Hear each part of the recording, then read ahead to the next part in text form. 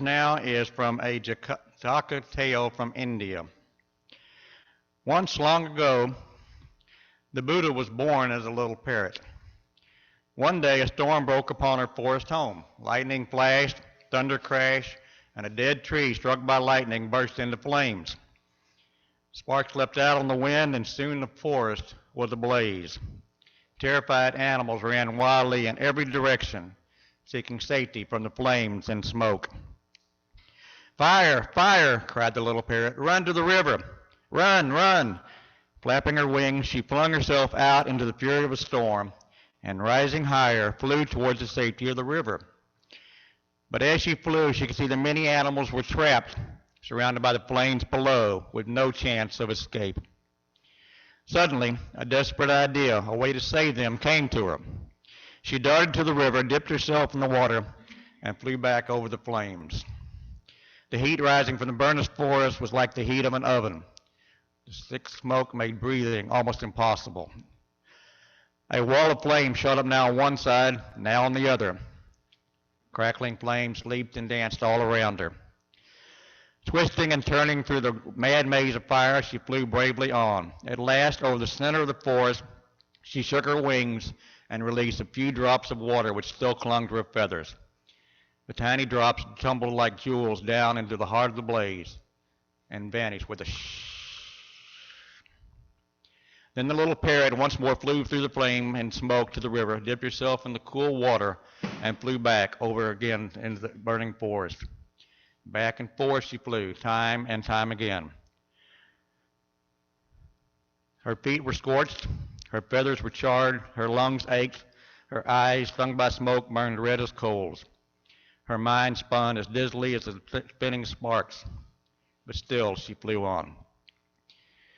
At this time, some of the devas, the gods of a happy realm, were floating high overhead in their cloudy palaces of ivory and gold. They happened to look down, and they saw the little parrots flying through the flames. They pointed at her with perfect hands. Between mouthfuls of honey foods, they exclaimed, "Look at that foolish bird. She's trying to put out a raging forest fire with a few sprinkles of water. How ridiculous, how absurd."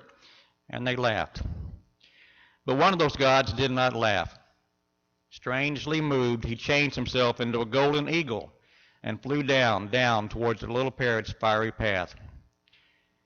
The little parrot was just nearing the flames again when the great eagle appeared at her side. "Go back, little bird," said the eagle in a voice as solemn and majestic as possible. "Your task is hopeless. A few drops of water can't put out a forest fire. Cease now and save yourself before it's too late." But the little parrot only continued to fly on through the smoke and flames. She could hear the great eagle flying above her as the heat grew fiercer, calling out, "Stop, foolish little spirit, save yourself, save yourself." Little parrot coughed. "I don't need a great shining eagle to give me advice like that. My own mother, a dear bird, might have told me such things long ago. Advice? I don't need advice. I just need someone to help." And the god who was that great eagle, seeing the little parrot flying through the flames, thought suddenly of his own privileged kind. He could see them floating high up above. Yes, they were there, the carefree gods, still laughing and talking, while many animals cried out in pain and fear from the flames below. Seeing that, he grew ashamed, and a single desire was kindled in his heart. "I will help," he exclaimed, and flushed with these new feelings, he began to weep. Stream after stream of sparkling tears poured from his eyes. Wave upon wave they washed down like cooling rain upon the fire, on the forest, on the animals, and upon the little parrot herself. Where those tears fell, the flames died down, and the smoke began to clear. The little parrot, washed and bright, rocketed above the sky, laughing for joy. "Now that's more like it," she said. The eagle's tears dropped from burned branches and soaked in the scorched earth. Where those tears glistened, new life pushed quickly forth, shoots, stems, and leaves. Buds unfurled, blossoms opened. Green grass pushed up from the still glowing cinders. All the animals looked at one another in amazement. Washed by those tears, they were whole and well. Not one had been harmed. Up above in the clear blue sky, they could see their friend, the little parrot, looping and soaring in delight. When hope was gone, Somehow she had saved them. Hooray, they cried, hooray for the brave little parrot. And all this sudden miraculous rain. Our speaker today is Reverend Daniel O'Connell, who last spoke here in 2014. Been a little too long. We welcome you back. Thank you. He comes from several generations of disciples of Christ ministers. He's been a Unitarian Universalist minister. He served churches as a UU minister in Danbury, Connecticut, St. Louis, Missouri, and Houston, Texas. He served on various regional and national denominational boards with distinction. He performed the first Midwest public gay wedding in 2003. He filed a ceremony with the St. Louis city clerk there. In Houston, he merged one strong and 2 weak churches into one church with 3 locations. He also co-founded UU Voice for Justice, a rapid response social justice network. In early 2018, he decided to retire and concentrate on other things, but he's back speaking to us today, and I'm very glad to have him here. Welcome, Daniel.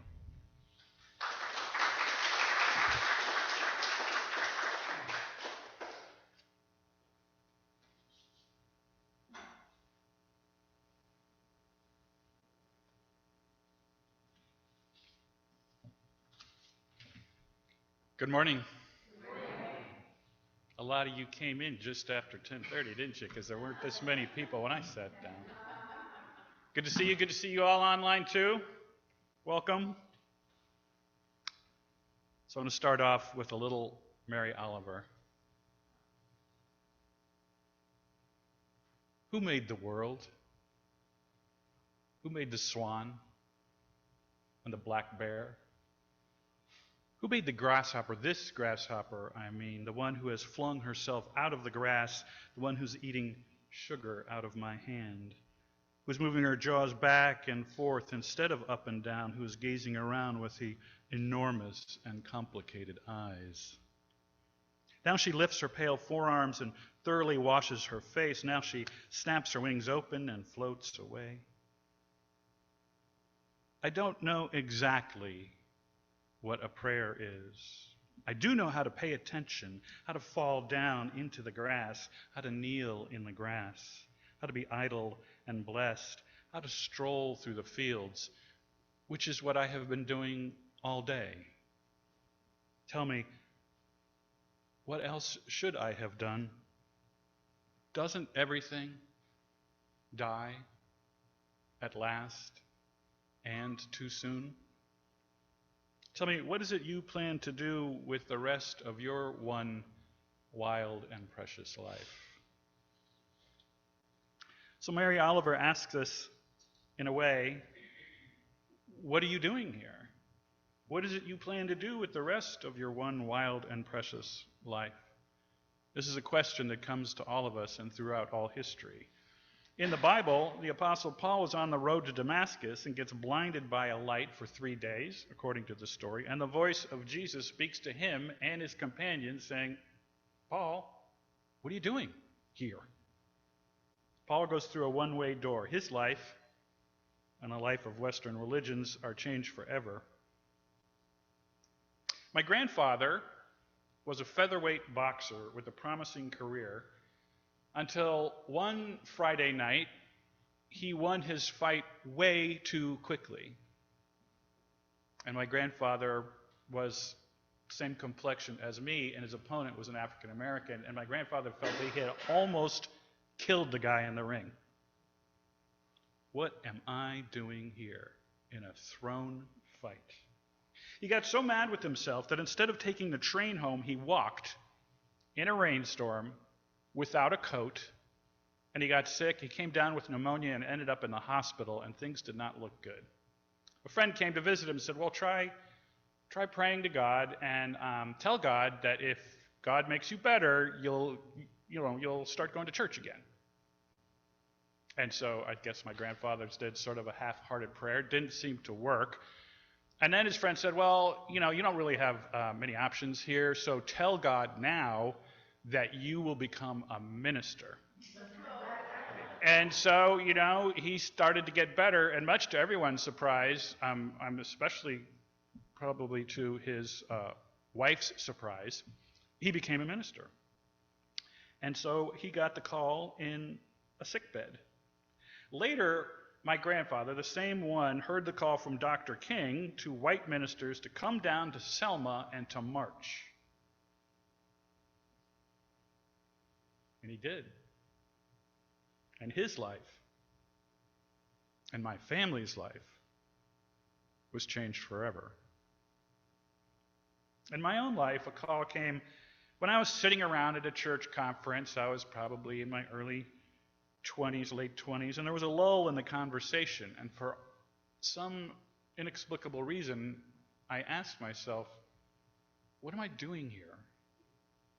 And I heard a voice say, you can do this, meaning the ordained ministry. And in that moment, I knew two things with extreme clarity. I knew a freedom I had never known before, the freedom to radically change my life. And the second thing I knew was fear. I mean real fear. Fear that my life would be changed forever, which of course it was.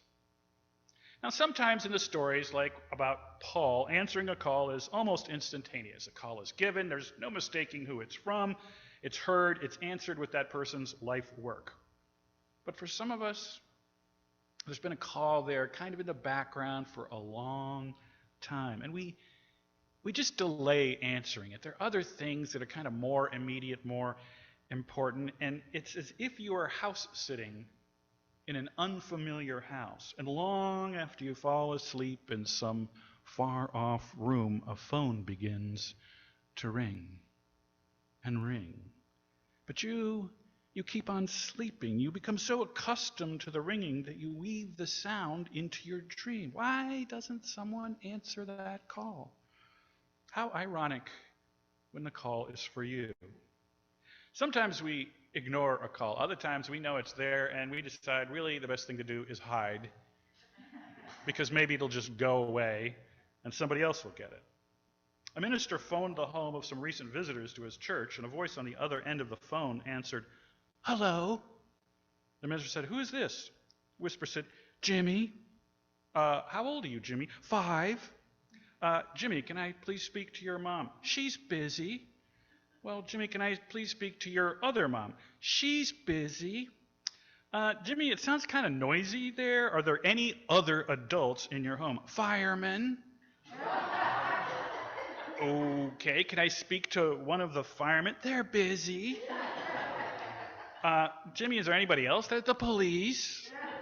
"Well, Jimmy, can you put one of the police on the phone?" "They're all busy." "Jimmy, what are they all busy doing?" "They're busy looking for me." So like Jimmy, some of us are hiding, even though we know we are being called. It's easy to hide from a call to service, the call to wholeness, or the call to answer the only question that matters. What are you doing here? What are you doing with the rest of your one wild and precious life? So if the story of Jimmy is a story of hiding from being called, then there is the story of running away in the opposite direction as fast as you can go. And that way lies trouble, as we learn from the story of Jonah in the Hebrew Bible. Now, to refresh your memory about Jonah, in case you grew up Unitarian Universalist, what I did, and didn't get many Bible stories, Jonah hears a call from God, unmistakable. Jonah runs away. In fact, he runs to the opposite direction of where God had called him, and he hops on a boat to get away even faster. God, this isn't the first time, gets angry. "Jonah, what are you doing here?" So Jonah jumps in the ocean. God sends a big fish after him. And after 3 days and nights, the fish spits Jonah back onto the shore, and Jonah's story continues. Now, I read a short story a while back that talks about Jonah's story from the fish's point of view. Now, the fish didn't have the same range of choices that Jonah had. As Bibi, the fish, puts it, "For me, swimming away wasn't an option. This was God who meant business." So the fish story continues. After 3 days and 3 nights, Bibi finally gets to spit up Jonah on the shore, and then Bibi goes to visit his mother to try and make sense out of this crazy experience. His mother tells him that when she was pregnant with Bibi and his 300 brothers and sisters, a boy named Jonah caught her and then threw her back into the ocean. And she didn't know whether it was the same Jonah or not. And she tells him, Bibi, go up to the surface and just look at the waves. And so he does, and he gets back, and she asks him, well, what did you see? He says, just waves. Well, where were they going? And Bibi replies that he doesn't know where they were going. His mother says, it's the same with the things that we do. That boy couldn't know what would happen if he threw me back.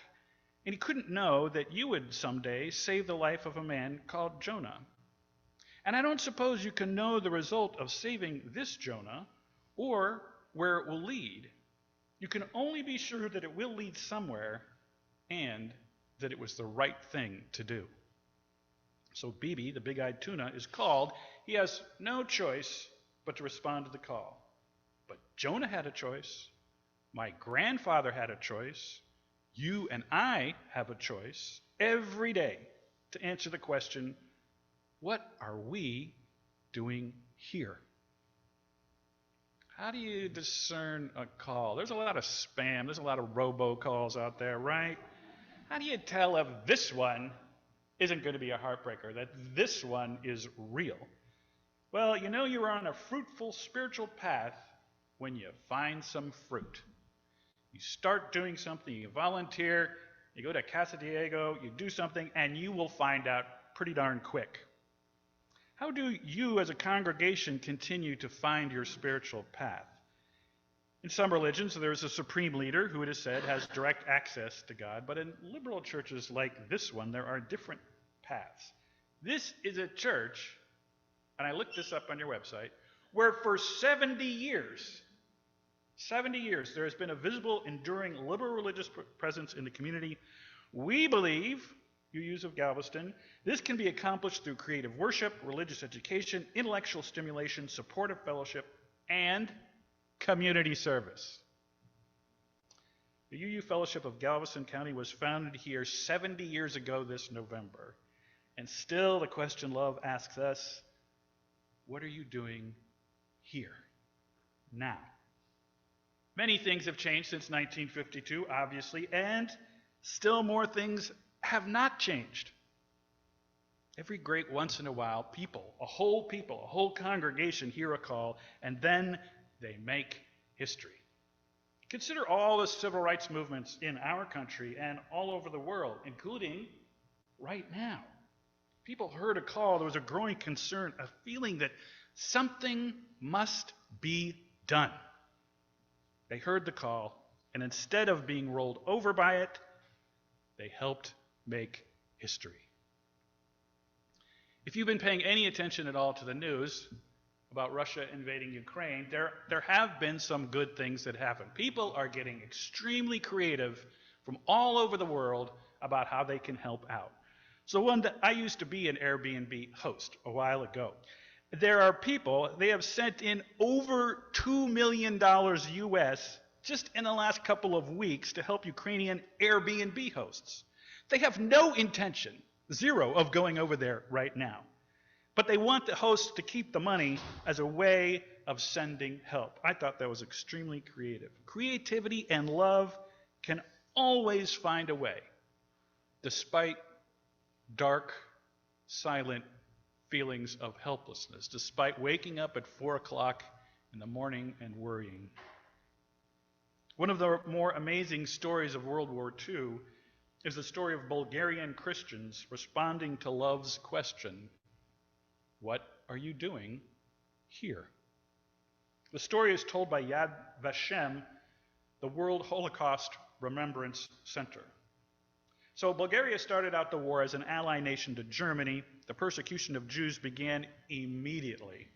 By early 1943, arrest and deportation began, and almost all of the 11,343 Jews in the Bulgarian occupied areas were sent to the Treblinka concentration camp in German-occupied Poland to be killed.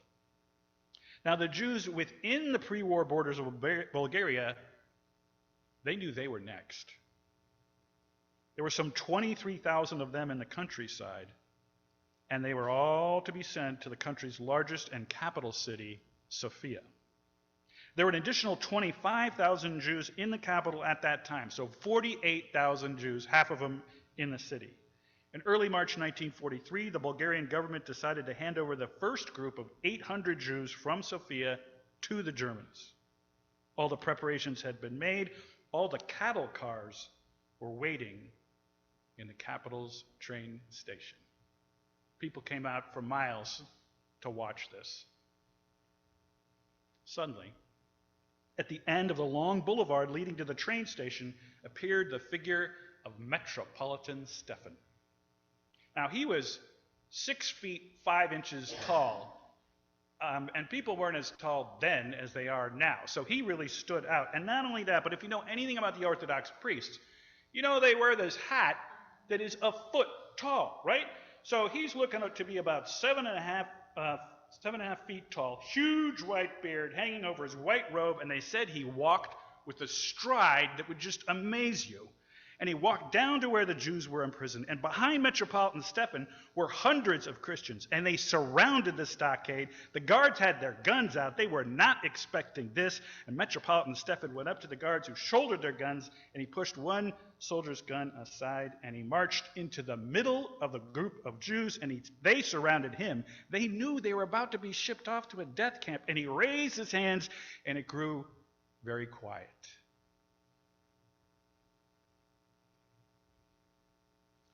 And he told everyone he had just spoken to King Boris, and that the deportation had been suspended.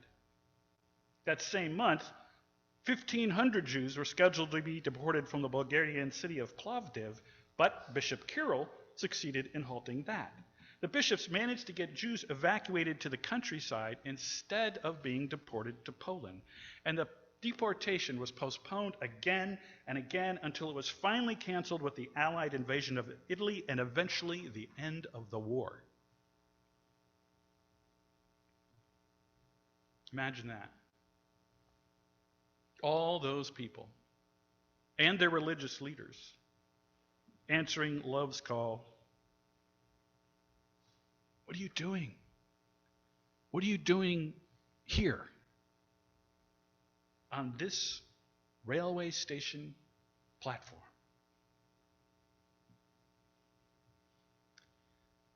I don't suppose Metropolitan Stephen and those churchgoers could really know. I mean, they couldn't have known in advance what was going to happen. How could they? They could not know whether or not they could really help save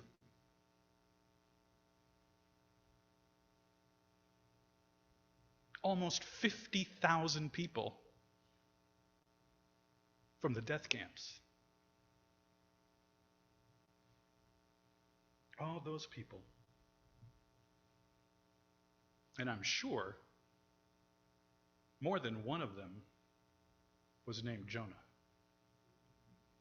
They could only be sure that what they were doing was the right thing to do, and that it could and would lead to new life somewhere. When loves ask us, what are you doing here? How shall you as a congregation answer that call? Is this congregation being called? To where? To whom? Will you call out your good news beyond these walls, that people of any skin color, and straight people, and gay, and lesbian, and transgender, and non-binary people can all worship together under this great roof? There are people in our communities, including not far from here, who are waiting. They're waiting to find out if such a place like this could really exist. And some have given up waiting because they don't have much reason to believe a church like yours could even exist. Love asks our church, what are you doing, UUs of Galveston? What are you doing here? now. So, what's in this for you? Well, possibly more meaning and purpose in your life. There's a certain sense of satisfaction that only comes when you're fulfilling a call, a purpose. The Irish playwright George Bernard Shaw puts it, where is the true joy in life? It is not in being a feverish, selfish little clod of ailments and grievances, complaining that the world will not devote itself to making you happy. No, the true joy in life is being used for a purpose recognized by yourself as a mighty one, and being thoroughly worn out before you are thrown onto the scrap heap. People often don't feel at peace unless they feel they are living for something bigger than themselves. Answering a call helps you live a life of meaning and purpose. It is that time of year. It's going to be upper 70s, so we're well into spring at this point, I'm guessing. It's a time for growth, a time for hope, despite the darkness, a time for hope. Now is the time for new beginnings. You can learn new things. You can feel the Spirit. You can listen for a call. Don't be 5-year-old Jimmy and hide. Avoid the temptation to run away from a call like Jonah did. Instead, I urge you to listen. Listen for a call. You may have heard one earlier this morning. And answer it with your true self. Answer with all your heart, all your soul, all your mind, and all your strength. And if you don't know a call, or if you're trying to discern a new one at this stage in your life, then maybe kneel in the grass or in the dunes. Be idle. Feel blessed. Stroll through the fields and pay as much attention to something small as you can. You can look for clues, walk around, say a prayer of your choosing, and then listen for a call. You can start small. There's this website, it's called uugalveston.org. There you will find a doorway to make a difference. We cannot know what will happen when we answer a call. And we don't know if we will someday save the life of a man called Jonah or even an Afghan refugee from a bus station. And I don't suppose you can know the result of saving someone, and I don't suppose you can know the result of saving yourself, or where it will lead. You can only be sure that it will lead somewhere, and it is the right thing to do. So may it be, and amen.